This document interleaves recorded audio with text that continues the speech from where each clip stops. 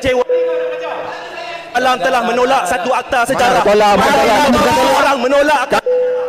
Kami tak tolak. Aduh, mak.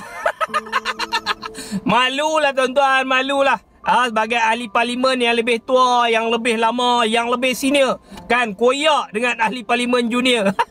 Kan, YB Taufik kata sikit je pun.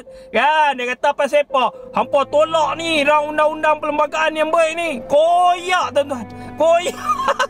Malulah tuan-tuan. Jadi tunjuk contoh yang baik lah untuk anak muda, untuk generasi pemimpin muda. Ni orang tengok ni, apa ni sikap hampa macam ni. Dengan orang muda pun hampa koyak. Saya bukan nak pertahankan Taufik, tapi apa yang dia kata betul lah tuan-tuan. Nampak tolak pasal apa?